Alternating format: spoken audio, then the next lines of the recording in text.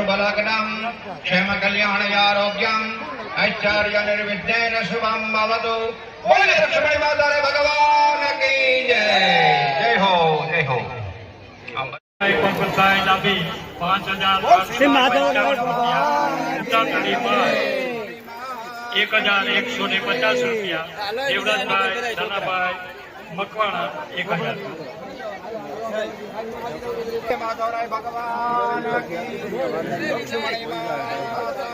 બાપા ઉભા રહ્યો 2 મિનિટ બાપા હાવ ધીરે ધીરે આવો 2 મિનિટ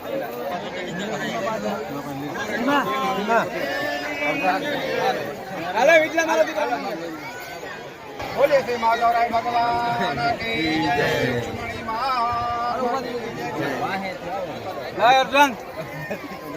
અર્જુન હાલો બોલે શ્રી માધવરાય ભગવાન આજ તો ફેરા રાખી આવે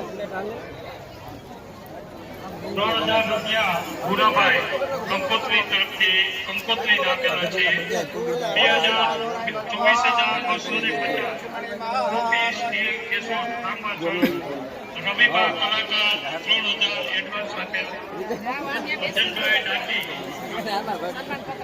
13,000 દેવસીભાઈ મેરુભાઈ ડાકી 51,000 રાછીભાઈ જીવાભાઈ બરડા 500 રૂપિયા 111 દેવરાજભાઈ મકાભાઈ દર્શનના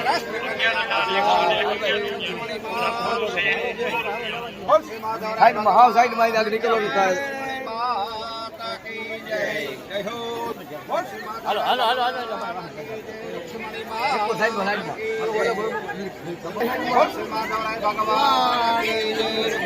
માં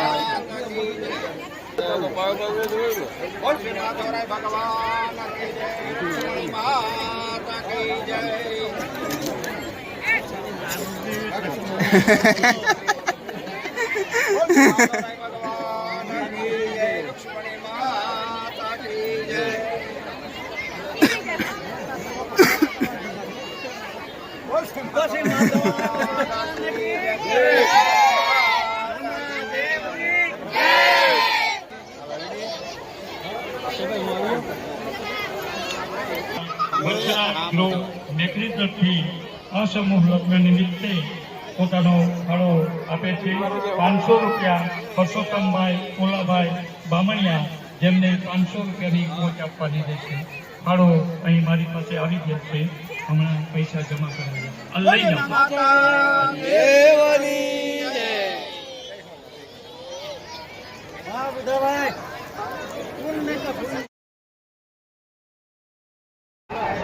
સન્માન કરવામાં આવે ગ્રુપ થઈ જાવ તો વાંધો નહીં શ્રી જનક બાપા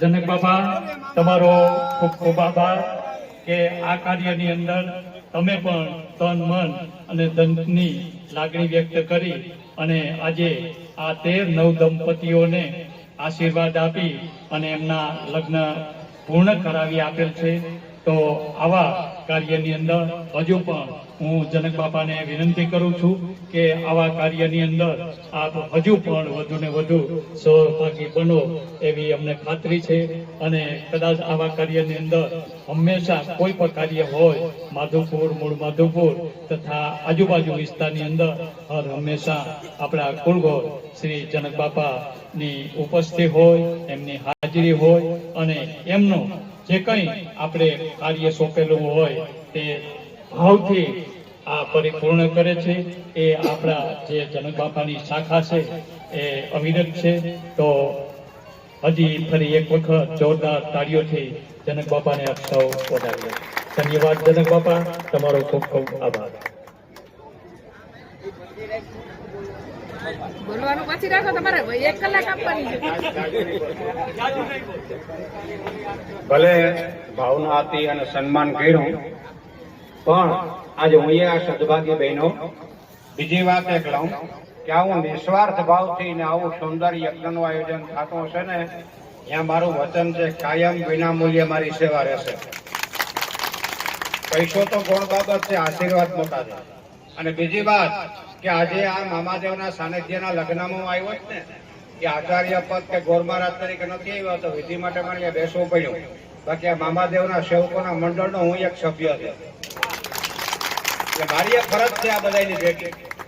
એ કાર્યમાં મારાથી બહેનું મેં કર્યું, બરોબર. એટલે આમાં અને મામાદેવની અને રામદેવપીર બાપાની મહાદોરાની સદાય મારા ઉપર અનંત કૃપા છે. અને બાકી તો દીકરીઓના આશીર્વાદ જેવડી મિલકત ક્યાં મળે મને. બોલે મામાદેવની 3 કરોડ દેવતાની હાજરીમાં અહીં જે લગ્ન વિધિ થઈ આપણી માધવપુરનો માંડવો, યાદવપુરની જાન, પરણે રાણી રૂક્ષ્મણી વરરાય છે ભગવાન.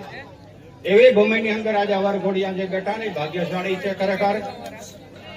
અને એની તાકાત જોજો. આજથી 5200 વર્ષ પહેલા જયારે માધવપુરમાં ભગવાને લગ્ન કર્યા, સમુદ્ર પાસે સવાગાંવ ભૂમિ ઉછીની માગી માધવપુર ગામ વસાયું, ત્યારે ઋષિએ પ્રશ્ન કર્યો હતો કે પ્રભુ આ ગામ તો દરિયાથી નીચું છે, કાલ દરિયો બોડી દીધો. માધવપુરના રહેનારાઓને ખબર નથી કે ભગવાને આપણી રક્ષા માટે 3 ચક્ર મૂક્યા છે. પહેલા અગ્નિ ફેરા ફેર્યા, એ અગ્નિ આત્રોલી ગામ મૂક્યો, અગ્નિ તીર્થભાઈનું. સુદર્શન ચક્ર માધવપુરને સમુદ્ર મૂક્યું, ચક્ર તીર્થભાઈનું. કમળનું ફૂલ ગોરસેર મૂક્યું, પદ્મ તીર્થભાઈનું.